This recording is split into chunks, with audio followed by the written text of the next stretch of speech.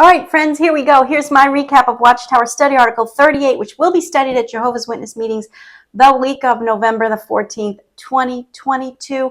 This one is all about the indoctrinated, proving themselves trustworthy. I wonder why the organization needs to create an article about trust. Well, we're going to find out, all right? Let's dive right in. All right, so it's taken from Proverbs 11:13. The trustworthy person keeps a confidence. Basically, don't be a gossiper. Notice the preview. If we want others to trust us, we must first prove that we are trustworthy. In this article, we'll review why trust is so important and what qualities will help us to be the kind of person others can trust. Paragraph 1. A trustworthy person strives to keep his promises and tells the truth. People know that they can depend on him. We want our brothers and sisters to feel that way about us. Paragraph 2 says trust must be earned. And Jehovah certainly has earned our trust. When? When has the God of this organization earned trust? Paragraph goes on with, he will never give us reason to lose trust in him because everything he does is trustworthy. And he expects us to imitate him. If that's the case, why has the organization had to create a beliefs clarified? Here it is from their website. You can just go ahead and do a search there. You know what beliefs clarified is, right? It's a defense for all of their false prophecies, all of the things they have said in the past that have not been trustworthy. Check it out. See for yourself. The 2016 yearbook article, The Light Keeps Getting Brighter. Increase in the box, increasing light from Jehovah continues to illuminate their way organizationally, doctrinally, and morally. What are some of our beliefs that have been untrustworthy, clarified in recent years? Notice on the right what the arrow is pointing to. The anointed not to survive Armageddon on earth. Out of the 2013 Watchtower. This is not progressive truth. This is not the light getting brighter. The governing body didn't even know that they were to not survive Armageddon until 2013. Why were they misled? Why did Jesus choose them, choose the organization in 1919, and give them a revelation that had to be clarified? Because where they are getting their information for these publications is untrustworthy. The God they serve is untrustworthy. That's why. This is not progressive light. This is light that contradicts old light. Even a child could know that this God is not trustworthy. I went through the 70s, friends, and it was horrific. Going through 75 was horrific. I'll tell you one thing. One of my parents' friends were pregnant leading up to 75. That couple were ridiculed for getting pregnant and bringing a baby into the world when it was going to end in 75. That child now is almost 50 years old. Who's trustworthy? Paragraph goes on, what's underlined, consider some examples of Jehovah's servants who imitated their Heavenly Father and proved themselves to be trustworthy. They're going to go into Daniel. Okay? Daniel was not a Jehovah's Witness friend. Daniel was trustworthy because his dream interpretations were accurate. Everything that Daniel said came to pass. There was no new light. Daniel did not have to create another book about progressive light, about beliefs clarified. Can you see the difference? Once again, we're talking about two different stories. Trustworthy biblical characters and untrustworthy Watchtower predictions. Paragraph 3 at the bottom. On one occasion, Daniel had to tell the king that Jehovah was displeased with him. Nebuchadnezzar had a violent temper. Daniel again proved to be trustworthy when he accurately interpreted a message that appeared on the palace wall. I want to talk to you about that. Okay, that was when I think it was Belshazzar or Belteshazzar, I don't remember. They renamed Daniel. Anyway, it doesn't matter. That's when the king's grandson was partying with the temple vessels that Nebuchadnezzar stole from the temple, the goblets, and they were toasting to their own gods. And this hand appears, meeny temple Upharsin. If I've said that correctly, if I haven't, you could read it yourself. Anyway, the king got so scared his knees were knocking together, and basically what that meant was God has numbered your days. And that night, the Medes and Persians came through and conquered Babylon. Here's my point. They're talking about themselves here. God has numbered the days of this organization, friends. I find that ironic. I find this ironic that they're even putting this in there. Let's keep going. The paragraph continues at the bottom that even pagan rulers recognized that this worshiper of Jehovah could be trusted. Daniel could be trusted. He worshiped the God of the Bible, not the God of an organization. Paragraph 4 says, with Daniel's example, it goes on to, what reputation do I have outside of the congregation? Am I known as someone who fulfills his responsibilities and who can be trusted? Paragraph 5 goes into Nehemiah and Hananiah.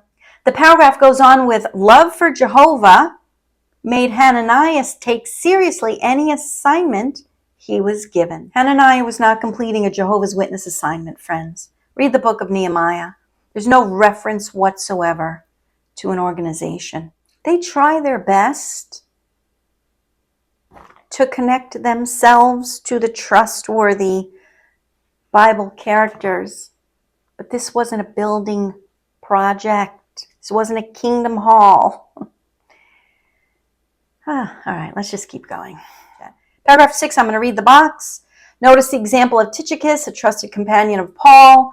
Paul was under house arrest, of course. He relied on Tychicus, describing him as a faithful minister. Paul trusted him not only to deliver letters to the brothers in Ephesus and Colossae, but also to encourage and comfort them. Tychicus reminds us of the faithful, reliable men who care for our spiritual needs today. Listen, Tychicus did not deliver letters to Jehovah's Witness brothers. Don't be confused here. Read Colossians 4, friends. Read the entire book. There's not even a glimpse of an organization. The book of Colossians is about Christ's preeminence and his efficiency and who Christians are. What happens to Christians when they have repented from following false gods and from doing things their way and turn to Christ. Read Colossians. It's not about faithful men caring for Jehovah's Witness spiritual needs today. Not at all. Paragraph 7, today we deeply appreciate our trustworthy elders and ministerial servants. Like Daniel, Hananiah, and Tychicus, they take their responsibilities seriously. Then it talks about the midweek meetings and how the parts are all properly assigned and on time. How the brothers can be counted on. Don't be confused. Today's corrupt elder arrangement, who are pawns of the governing body, cannot be compared to faithful men of old, friends. Paragraph 8 in the box. Some in the first century Christian congregation were gossipers and meddlers. In the green box, it goes into examples about telling people about health problems or trials and how we need to respect the wishes of those who ask us to keep matters secret.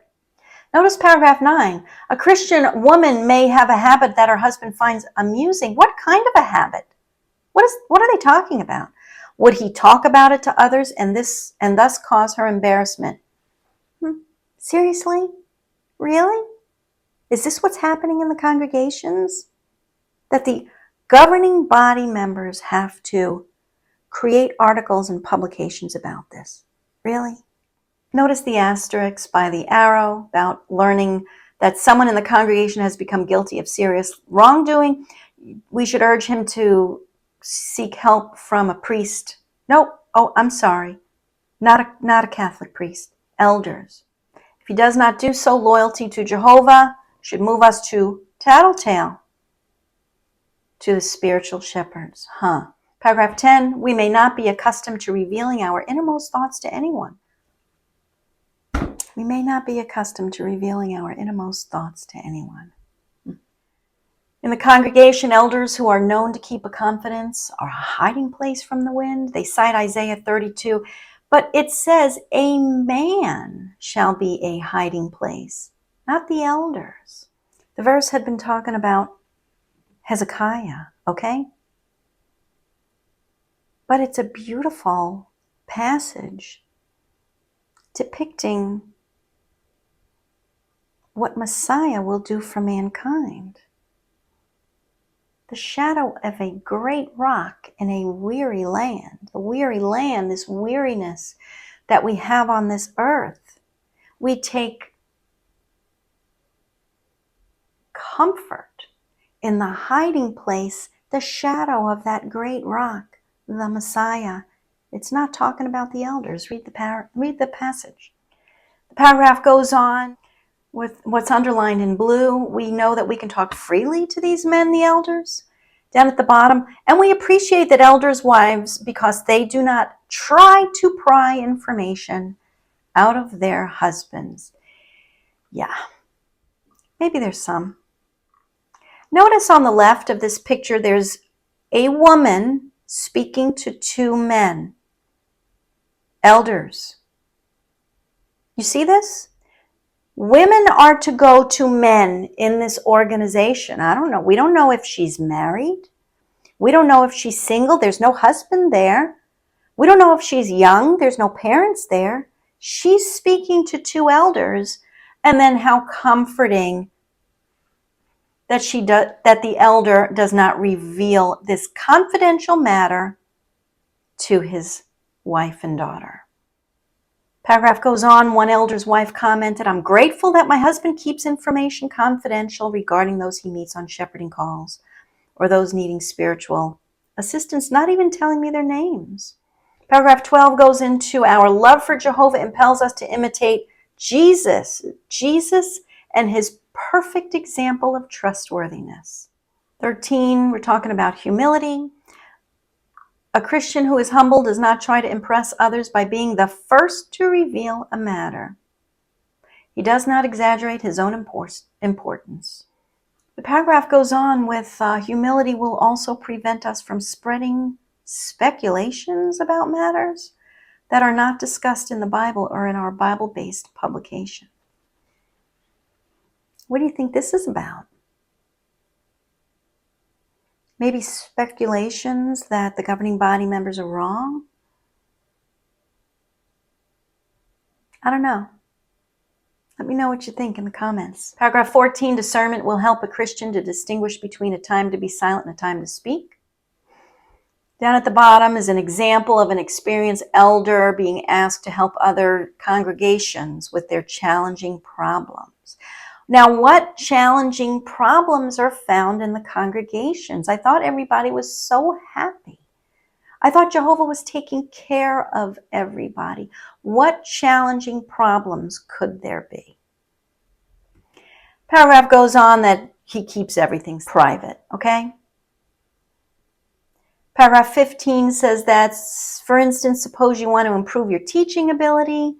So you ask someone to listen to your talk and you want honest feedback on how you can improve. You wouldn't want somebody to lie to you and say, you're doing a good job.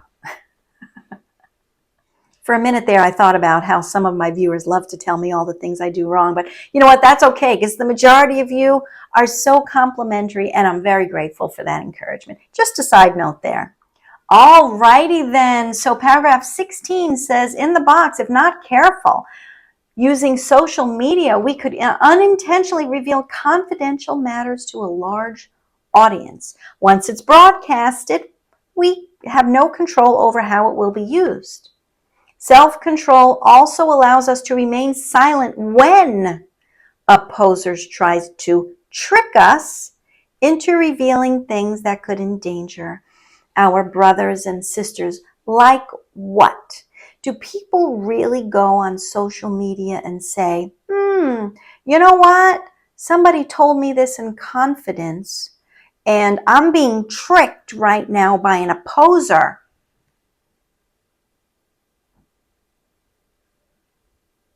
into revealing something that's going to hurt my brothers and sisters. You know what? The governing body members are paranoid because they know that they've been caught. The gig is up.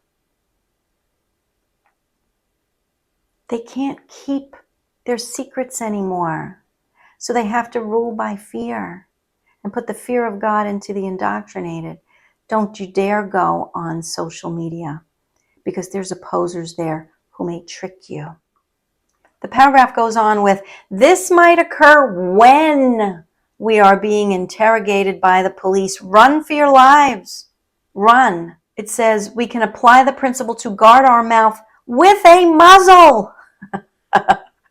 In these and other situations as well. Psalm 39:1 says, I will keep my mouth with a bridle, not muzzle. Listen, the word is not a muzzle, not at all. Bridle means to keep in check, curb, be careful, control. Muzzle means to bind the mouth, bind it, shut it up. A dog has a muzzle because they're vicious, they bite. Humans don't have muzzles. Well, most of them don't. But a human needs to bridle their mouth. I know somebody who does not think before she speaks, and she gets herself in a lot of trouble. She needs to bridle her mouth, not muzzle. Okay, so the article ends with, how thankful we are that Jehovah has drawn us to a brotherhood made up of people who are loving and trustworthy. Are they? If they're loving and trustworthy, then why do they need this article? I mean, think about it. Notice, friends, that they are singing song number 123, loyally submitting to theocratic order. Here's the song, friends. Notice what they sing as Jehovah's people sound throughout the earth. Truths about the kingdom and its priceless worth. Theocratic order they must all obey. And remain united, loyalty display. See beliefs clarified at jw.org. They say that this is taken from 1 Corinthians 14:33. For God is not the author of confusion. It's paranoia. There really wasn't that much in this one, friends. Just know, Daniel wasn't a Jehovah's Witness. He didn't serve the God of this organization. Everything Daniel said, everything he did came true and was trustworthy. His God saved him. The God of the organization doesn't even promise that. Anyway, friends, read Colossians. Wouldn't that be nice to do this week? Learn who you are and what happens when you accept Jesus Christ as your Lord and Savior. God comes through and he performs a circumcision without hands, cutting away this dying flesh from the soul which is renewed in Jesus Christ. It's a beautiful picture of what God does for us. Anyway, that's it for today, friends. Thanks for watching. I hope you have a great day.